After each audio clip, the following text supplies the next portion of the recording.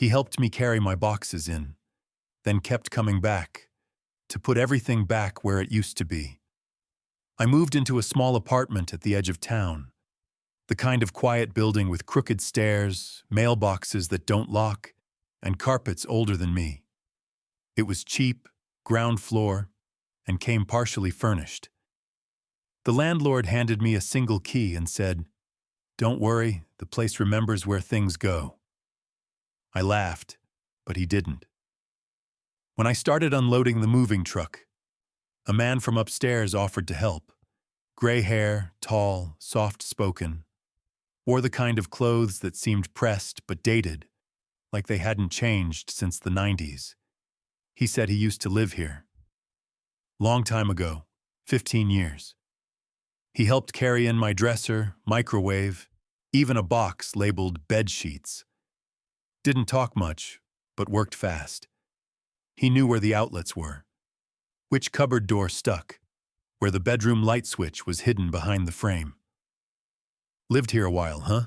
I asked. He nodded. Knew the place well. That first night I unpacked everything, set up my books, centered my rug, moved the nightstand to the left side, made it feel like mine. Next morning, things felt slightly off. The nightstand was on the right. The bathroom mirror cabinet was open, and the toothbrush I'd unpacked was now in a cup I didn't own. I figured I was tired. Maybe I moved stuff without thinking. But it kept happening. Books reshelved. Microwave turned a few degrees. Hand towel folded differently. The weirdest part? None of it felt random. It felt familiar. Like someone was trying to restore a memory. One evening I came home and the window was cracked open, and the AC had been turned off. I never opened that window. I asked the landlord if anyone had access. He looked puzzled. "Only me, and you." It started affecting me mentally. One night I forgot where I left my wallet. Another time I opened the drawer and found an old grocery list I didn't write. But the handwriting looked vaguely like mine. I even checked my phone photos to remember how I arranged things. But several images were missing. Just blank spaces in the gallery where they should have been. A few nights later, I couldn't find my phone charger. I found it eventually, coiled neatly on top of the dresser, just under a folded cloth I didn't recognize. That cloth was embroidered with a name. Elaine. I didn't know any Elaine. I confronted the man upstairs the next morning. He was watering plants on the porch. "Hey, have you been coming into my place?" He looked startled. "No, of course not," I nodded, trying to keep calm. "Because things keep moving, and I found something that isn't mine." He hesitated, then said, "That cloth, it belonged to my wife." I waited. She died in that apartment, 12 years ago. Cancer. I didn't know what to say. I couldn't stay there. But I couldn't move far. I swallowed. But why move things? He looked at me, eyes watery. Because I remember where she liked them, the nightstand, the towels, the light in the kitchen. He added, almost pleading, "I'm not trying to scare you. I just want to keep it the way it was." I found more the next day. A music box under the sink, a Polaroid wedged behind the fridge, a handwritten recipe labeled Elaine's cornbread, with smudges on it like it had been used 1,000 times. I sat on the floor and held it for a long time. I tried to set boundaries, locked the door, changed the position of everything, put tape on drawers to see if they'd been opened. 3 days later, I came home to find a casserole dish on my counter, still warm, with a note. For the new tenant, thank you for keeping her space alive. No name, but the handwriting matched the embroidered cloth. That night I sat in bed and realized I'd stopped rearranging things. Not because I gave up. Because part of me didn't want to disappoint her. I bought a small motion camera and placed it in the living room. One night, I checked the footage. At 2:11 a.m., the front door opened. He walked in slowly, looked around, touched the corner of the couch, adjusted a pillow, then just stood there, staring at the kitchen. 5 minutes passed. He whispered, "I didn't want her favorite place to forget her." Then he left. I showed the footage to the landlord. He sighed. We never changed the lock after he moved upstairs. He begged us not to. I said nothing. Just stared at the floor. The landlord added, "They were married 42 years.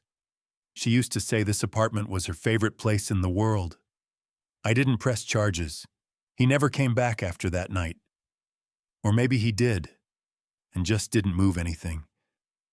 But I started hearing something in the kitchen at night.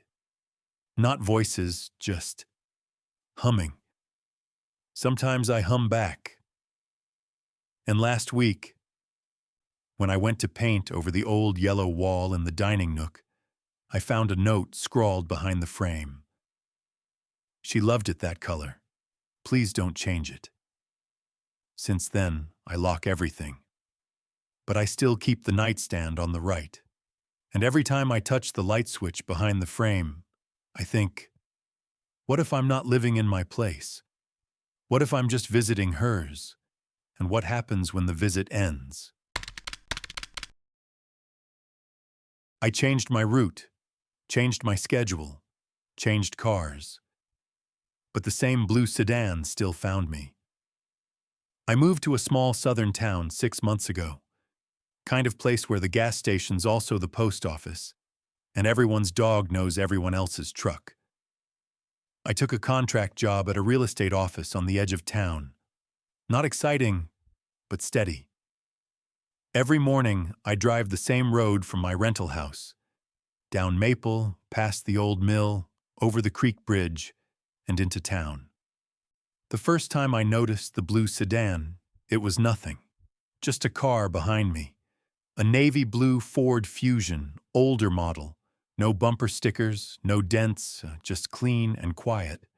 It followed me all the way to the office. Next day, same car, same distance behind. I switched lanes. It switched too. Turned at the same light. Parked across the street. I thought, small town. Maybe he lives nearby, no big deal. But then it happened again and again. Different times, same result. No matter when I left, 7 to 10, even 8 a.m., the sedan was there, following from a few blocks out. I asked a coworker if they noticed it. They just laughed and said, "That guy follows everyone." That didn't help. One day I waited inside my car after pulling into work, pretended to scroll my phone. The sedan idled across the street for 10 minutes. Didn't move. Then backed out and drove away. I started documenting it. Times, routes, photos. I even tried to get the plates, but they were always dirty, smeared with dust. I even filed a report at the sheriff's office. The deputy took down my notes, nodded politely, and said, "Well, some folks around here just got routines." "But what if it's not a routine?" I asked. He shrugged. "Then it'll sort itself out." So I tested it. One morning, I drove east instead of west, looping out past the hardware store and into the hills. 10 miles out of town, and there it was, parked at the scenic overlook, facing the road like it had been waiting. No one inside. I got out, walked around it, took a photo. The windows were tinted dark. Too dark for that model, honestly. The kind of illegal tint you can't get inspected with. That afternoon, I left work early, 3:45 p.m. Took back alleys, side streets, made a loop through the grocery store parking lot, same blue sedan, always a few cars behind. Another morning, I left home extra early, 5:30 a.m., still half dark, roads empty. When I turned onto the highway ramp, the sedan pulled in behind me with headlights off. I pulled over on the shoulder. Waited. It stopped too. 30 yards back. Didn't move. I got out again. Started walking toward it. As soon as I passed the halfway point, the headlights blinked on, and it reversed, fast, backed out onto the feeder road, and disappeared. I never saw the driver. Later that night, I dreamt of the car parked in my room, right there between the wall and my bed. No sound, just those headlights glowing, inches from my chest. I woke up sweating. The next morning, I couldn't unlock the front door keypad. I've had the same code since moving in. I tried it 3 times before it finally worked. That evening, I found my spare car key sitting on the kitchen counter. I never leave it out. I always keep it in the drawer. I told myself I needed to know. Finally, I pulled into the gas station and parked. Waited. Sure enough, the sedan rolled in. Slow, deliberate. I walked over, heart pounding, and knocked on the driver's window. It rolled down. The man inside looked like he knew me, but I didn't recognize him. Late 40s, clean-shaven, button-down shirt. Calm, not surprised. "Why are you following me?" I asked. He tilted his head. "I thought you were following me." I stepped back. "I've seen you every day for weeks. You take my route, you park near me, you wait." He smiled. "I live here. I've always lived here. You're the new one. So why follow me?" He didn't answer. Just kept smiling. I leaned down to look at the dashboard. The photo clipped to his visor. It was me. Same clothes. Same car. But not a photo I remembered ever taking. He followed my eyes. "Just wanted to make sure you settle in." He didn't drive away. Just sat there. Later that week, I asked a neighbor about the car. They nodded slowly and said, "Oh yeah, that guy's been around forever. He used to follow my dad." "Why?" The neighbor shrugged. "Maybe it's just what he does. Maybe it rubs off on people." That night, I found a small package by my door. No return label. Inside, a toy car, blue, a Ford Fusion. The next day, I noticed another sedan behind me on my morning drive. White this time. Same distance, same pace, different car, and this time, I didn't pull over. The sedan still shows up. Sometimes behind me, sometimes in front, sometimes already parked where I'm going. Last week, I passed it sitting in my own driveway. I hadn't heard it arrive. A day later, I got a postcard in my mailbox. No message, just a photo. Me, standing at the gas station, talking to him. I stopped trying to lose it. I just drive. These days, I leave 10 minutes early, just in case. I don't look in the rearview mirror much, but I do check every time I see a blue Ford Fusion.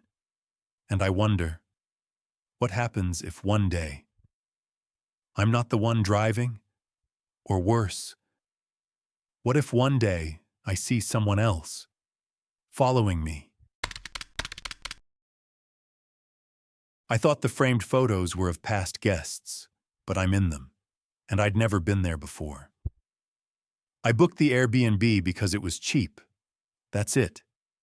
It was a converted farmhouse on the edge of a small rural town, nowhere you've heard of. I'd been driving cross-country, halfway between burnout and boredom, and I figured one night off the road might help clear my head. The listing said cozy and private. The host messaged fast. Check-in was keyless, just a code.